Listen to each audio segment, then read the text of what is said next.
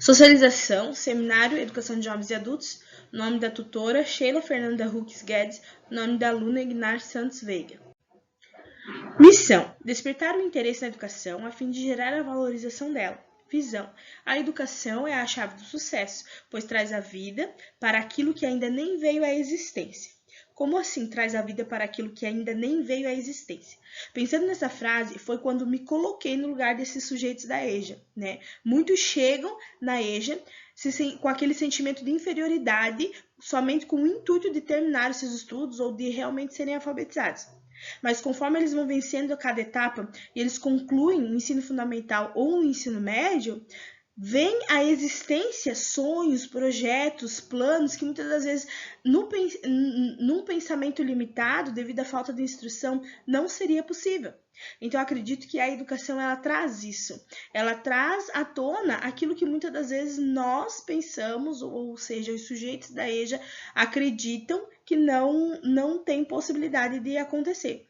E, no caso, através da educação, eles conquistam ambientes, planos, sonhos, projetos que eles nunca tinham pensado até chegar lá, né? Aqui os valores, ética, respeito, valorização do conhecimento, compreensão, sinceridade. Eu escolhi essa citação de Aranha, referente a um pensamento de Paulo Freire, né, que diz assim, eu vou ler só um pedacinho, que diz ali: o homem iletrado chega humilde e culpado, mas aos poucos descobre com orgulho que também é um fazedor de cultura, né? E mais ainda que a condição de inferioridade não se deve a uma competência sua, mas resulta de ter sido roubada à humanidade. É aquilo que eu falei, as pessoas chegam com aquele sentimento de inferioridade ou incapacidade, né? Porém, quando os seus conhecimentos prévios são valorizados, o professor consegue valorizar esses conhecimentos e usar como, né, na sua prática, né, como método de ensino, em seu planejamento, de uma forma adaptada, valorizando e usando a cultura dos mais diferentes tipos de pessoas que chegam na EJA, né, ele se sente valorizado e tem esse sentimento de que realmente o que ele viveu, os seus conhecimentos prévios, tem valor, né, e ele é um fazedor de cultura. Educação de jovens e adultos, contexto histórico, econômico e sociocultural dos sujeitos da EJA. O resumo, ele fala rapidamente dos primeiros registros de educação de jovens e adultos no Brasil, que aconteceu em 1549 com a chegada dos jesuítas no Brasil. Que os jesuítas, eles vieram com a missão de alfabetizar e implantar a cultura portuguesa em meio aos índios, conquistando a confiança dos índios, assim, para consolidar a colonização, né, no Brasil. Palavras-chave: educação, valorização e desenvolvimento. Aqui na introdução eu quero destacar que pouco é falado sobre a educação de jovens e adultos, porém é algo que é muito antigo, tem um histórico que vem acarretado de grandes lutas pelo direito da aprendizagem.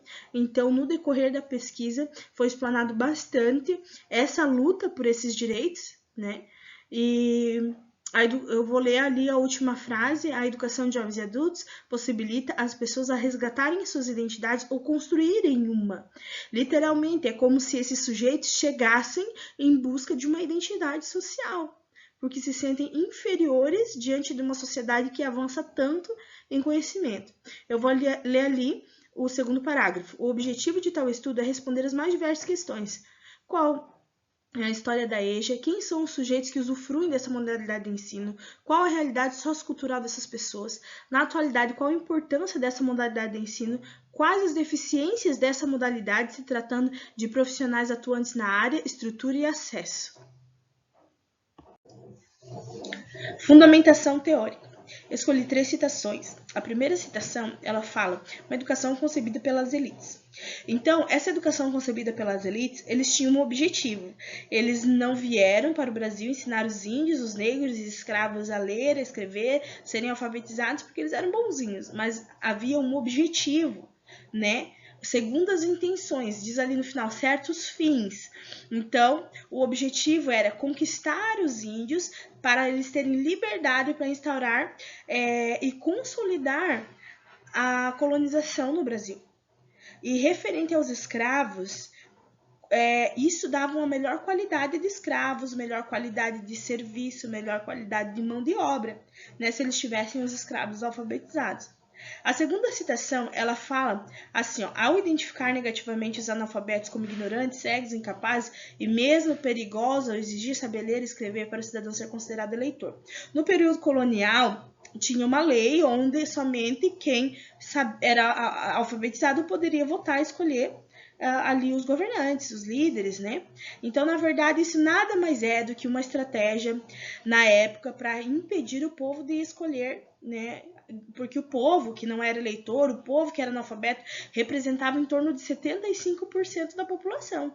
Então, na verdade, somente a elite ia poder escolher quem bem lhe convinham, né? E a última é uma citação muito, muito interessante. Ela fala que nós devemos tratar a educação como um investimento e tratar suas consequências como uma forma de capital. Eu abordei isso também na minha pesquisa, que quando se investe em educação, quando a educação ela é valorizada independentemente da raça, da cor, independentemente da idade, quando ela tem uma atenção especial, é um investimento. É um investimento nas pessoas, na sociedade, na comunidade, nas cidades, nos estados e no país.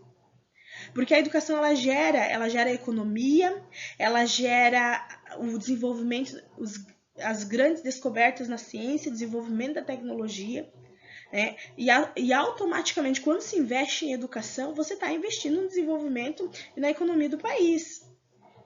Quando um país ele tem alto índice,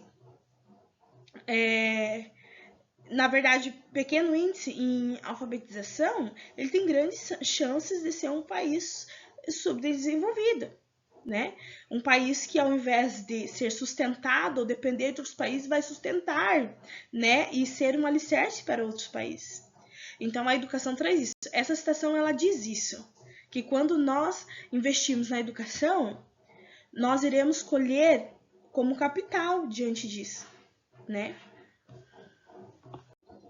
Fundamentação teórica. Essa imagem eu escolhi porque ela representa a diversidade de pessoas, né? Ela representa pessoas novas, pessoas velhas, pessoas com cabelos grisalhos, pessoas de óculos, pessoas de chapéu, pessoas de barba, maior diversidade de pessoas. E isso representa a maior diversidade de culturas. E quando eu vejo aquele balãozinho ali, eu penso que são a diversidade de pensamentos, de ideias, de experiências, de conhecimentos prévios, de caráter. Então, o professor que atua nessa área, ele precisa aprender a respeitar e ter empatia com essas pessoas. Aqui a metodologia, né? De acordo com o embasamento teórico encontrado em artigos, revistas, livros disponíveis online, através da plataforma Google Acadêmico, utilizando de método hipotético dedutivo, de acordo com os mais diversos autores. E ali tem os nomes de todos os autores. Resultados e discussões. Então, até aqui nós entendemos que a EJA vem durante todos esses séculos lutando para conquistar o seu espaço, né? Uma história de luta, de superação e de conquistas também. Os sujeitos da EJA, eles nem entendem e compreendem que, na verdade, não aconteceu só com eles, só na vida deles, e sim que eles são um reflexo de um choque cultural lá do passado. Isso é importante repassar também para essas pessoas que chegam, né? E eu também quero destacar aqui que os profissionais da área, os governantes, eles precisam valorizar estas pessoas. Elas não chegam zeradas, elas têm um conteúdo, uma bagagem de experiências vividas durante a vida. E os governantes precisam valorizar isso, valorizar dando um ambiente adequado, valorizar dando cursos preparatórios e de formação para que esses profissionais tenham esse olhar sensível e atento, para que, de certa forma, possam usar as culturas, mais diversas culturas, como estratégia de planejamento a fim de deixar essas pessoas à vontade e com o desejo de instigar essas pessoas a aprender. E concluímos que os professores que atuam nessa área, eles têm que ter o entendimento de que eles estão lidando com sonhos, com planos, com projetos, não são somente com pessoas que ficaram paradas em algum momento da sua vida, são pessoas que querem avançar e dar continuidade àquilo que um dia foi interrompido. E por fim, as referências. Muito obrigada.